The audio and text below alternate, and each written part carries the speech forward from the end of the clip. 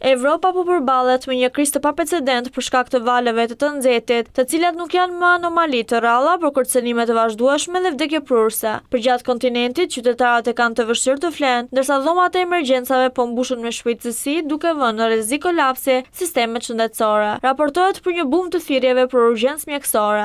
Në disa qytete të Francës, thirrjet janë rritur me rreth 50%. Javën e kaluar, Londra regjistroi numrin më të lartë të thirrjeve për raste kërcënuese për jetën në një ditë të vetme, ndërsa sistemi monitorimit të vdekshmërisë në Spanjë ka vlerësuar mbi 300 vdekje shtesë të lidhura me klimën në vetëm pak ditë, krahas Italisë që raportoi 5 vdekje në 24 orë. Spitalet janë në një presion të jashtëzakonshëm, jo vetëm nga fluksi i pacientëve, por edhe nga veti nxehti që po shkakton defekte në sistemet e ftohjes, dështim të pajisjeve mjekësore dhe raskapitje të stafit shëndetësor. Europa po ngrohet me më shumë se dyfishin e mesatarës globale. Megjithatë, masat parandaluese funksionojnë dhe mund të maten. Vlerësohet se vdekjet nga nxehti në vitin 2023 do të ishin rreth 80% më të larta nëse nuk do të ishin marrë masat e përshtatjes që tashmë janë në fuqi. Për personat rreth moshës 80 vjeç e lart, vdekshmëria mund të ishte dyfishuar. Në përgjigje të kësaj situate, Organizata Botërore e Shëndetësisë për Europën prezantoi në Berlin botimin e dytë të udhëfyesit për planet e veprimit për shëndetin dhe të nxehtin. Drejtori rajonal i OBSH-s për Europën, Dr. Hans Henry P.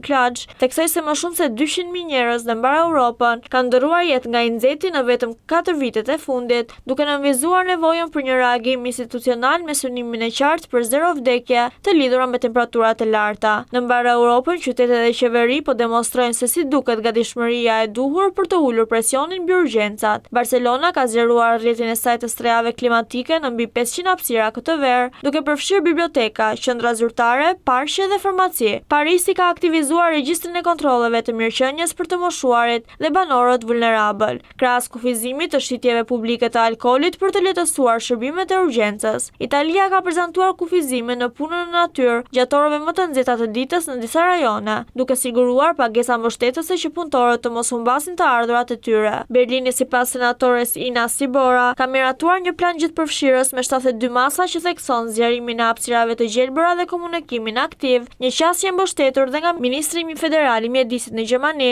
Carsten Schneider, i cili e cilëson mbrojtjen nga nxehti si një çështje thelbësore sociale. Për sa i përket masave individuale, rreth 6% e shtrimeve në spital para vizitave të urgjencës gjatë kësaj vale të nxehti kanë përfshirë njerëz të moshës 75 vjeç e lartë, raste që shpesh mund të parandalohen. Ekspertët përmes fushatës Keep Cool të OBSH-s këshillojnë bllokimin e nxehtësisë duke mbajtur grilat dhe perdet mbyllur gjatë ditës, si dhe hapjen e dritareve gjatë natës kur temperaturat ulen. Hidratimi vazhdueshëm duke pirë ujë përpara ndjesisë së etjes dhe shmangja e pijeve me sheqer, alkoolit apo kafeinës janë hapa jetik. Është gjithashtu e rëndësishme shmangja e diellit të fortë gjatë mesditës dhe kujdesi gjatë fshinjeve dhe të afërmëve të moshuar, pasi një telefonat e thjeshtë nuk kushton asgjë, por mund të shpëtojë një jetë.